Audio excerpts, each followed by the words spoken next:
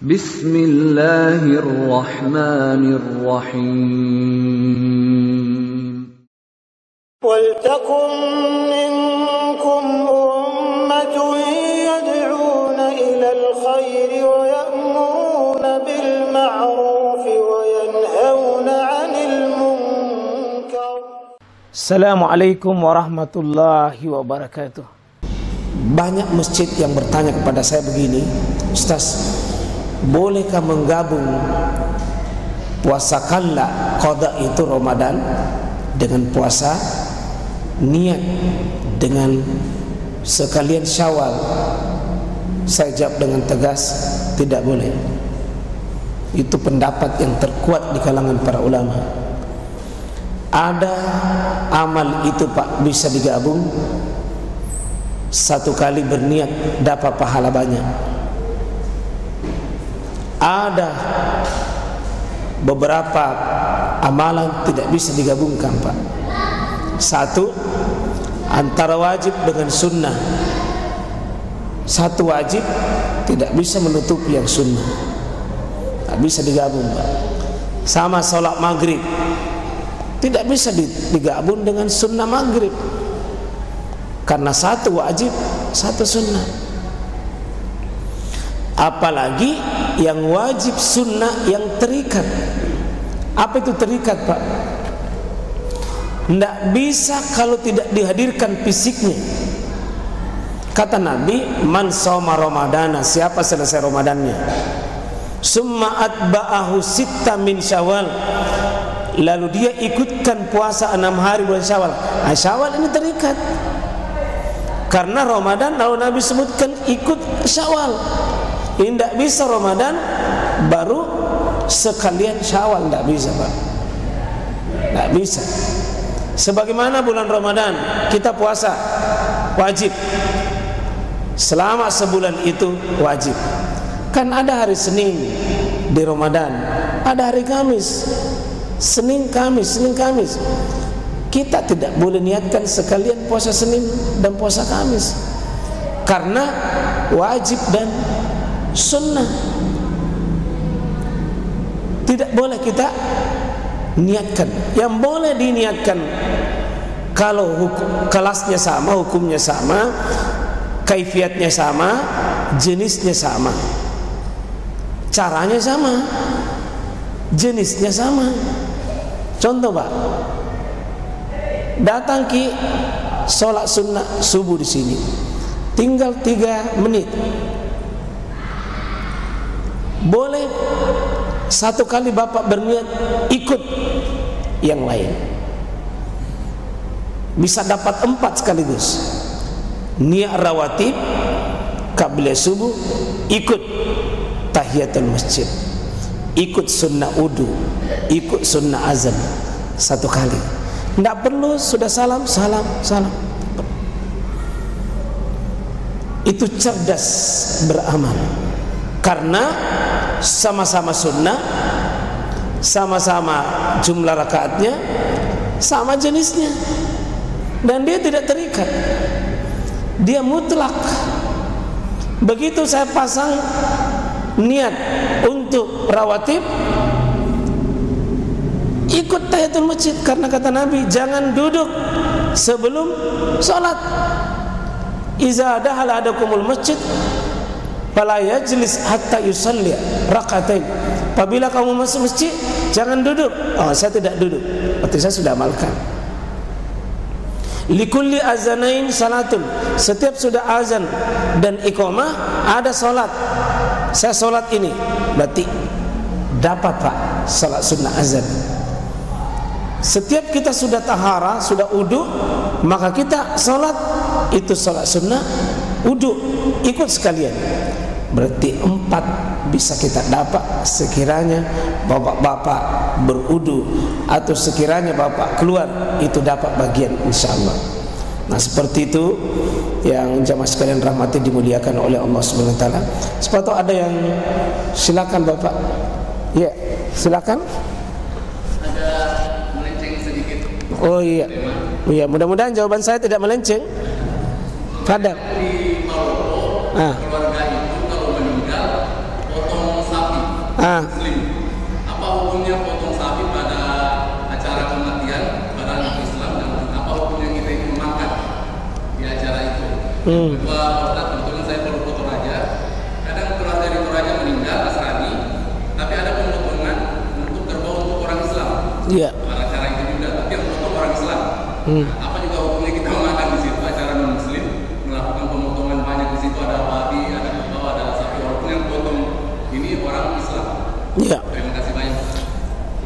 Ibadah menyembelih itu Pak, ada pertama orang akikah itu 7 hari dari kelahiran potongkan kambing, ibadah dapat pahala.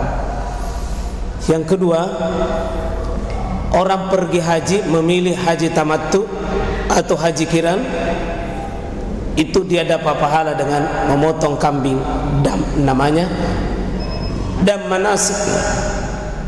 Kemudian yang ketiga, jika orang sudah menikah, maka diumumkan pernikahannya untuk laki-laki dengan menyembelih minimal seekor kambing, itu dapat pahala. Kemudian yang keempat, ini sudah hampir Ramadan, Syawal, Zulqa'dah, Zulhijjah, ada namanya menyembelih yang disebut dengan udhiyah atau kurban. Ini ibadah Pak dalam penyembelihan. Adapun penyembelihan kematian tidak ada hadis, tidak ada keterangan harus begitu. Tidak ada. Satu, la akra fil Islam, tidak ada penyembelihan dalam hal perkara kematian. Satu. Yang kedua, Al-Quran mengatakan hurrimat alaikumul maitata waddama wa lahmal khinzir wa ma uhilla bihi li ghairillah. Diharamkan kepada kalian, haram Pak. Satu, bangkai. Yang kedua, mengalirkan darah. Kemudian menyembelih binatang bukan atas nama Allah Subhanahu wa taala. Jadi kalau menyembelih bisa syirik. Bisa syirik. Satu, karena jembatan mau diresmikan, tolak bala supaya tidak menelan korban itu jembatan, maka sembelian itu sembelian ibadah. Qul inna salati wa nusuki wa mahyaya wa mamati lillahi rabbil alamin. Sesungguhnya salatku, sesungguhnya ibadahku, ibadah penyembelihan bagiku, hidup dan matiku, 4 hal ini lillahi rabbil alamin, hanya untuk Allah. Jadi penyembelihan dalam rangka kematian Pak tidak dikenal di dalam Islam. Tidak ada dalam Islam. Tidak ada dalam Islam. Adapun misalnya begini, banyak keluarga tak datang dari daerah, tidak ada ayam, tidak ada ikan, maaf tidak ada ikan. Potong ayam boleh, tapi jangan diniatkan untuk orang mati. Memang suguhkan tamu. Sama dengan ini Ustaz, bukan disebutkan untuk orang mati, tapi disiapkan untuk keluarga yang kayak jauh tetap penyembelihannya dengan nama Allah, bukan dikhususkan untuk orang mati, tapi untuk yang datang itu melayani. Iya, boleh, boleh. Sembelihannya di situ untuk menjamu tamu. Sebagaimana tadi itu bangun jembatan untuk menjamu orang yang bekerja. Potong sapi, potong kambing. Tidak ada untuk bilang tanam kepalanya di situ supaya tidak. Tapi kalau sekedar begitu boleh Pak. Potong ayam, potong kambing, potong sapi, boleh. Ya, tapi waspadai jangan sampai muncul niat itu. Waspadai sampai muncul itu. Waspadai niatnya. Adapun orang, apa tadi pertanyaan yang kedua? Misalkan ada keluarga Islam yang meninggal, terus ada pemotongan untuk menjamu tamu-tamu pada hari meninggal itu. Ya. Tamu yang jauh, yang jauh kayak gitu. Dibolehkan apa tidak? Kalau orang dari jauh orang jauh datang apa itu Pak? Jamu dia, si makan. Tapi tidak apa-apa dengan pemotongan itu. Siapa yang potongin? Tidak apa-apa. Itulah memotong di situ bukan niatnya untuk orang mati, tapi niatnya untuk orang hidup yang mau dikasih makan. Nah, walaupun juga non Muslim yang meninggal Ustaz, tapi yang potong Islam. Ya. Diberikan kepada dia tetap menjamu atau dagingnya dibawa pulang. Kan kebetulan keluarga saya banyak orang toraja. Non Muslim, ada keluarga non Muslim meninggal. Tidak ada masalah.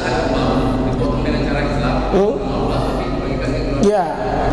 Jadi potong atas nama Allah, bukan atas nama roh.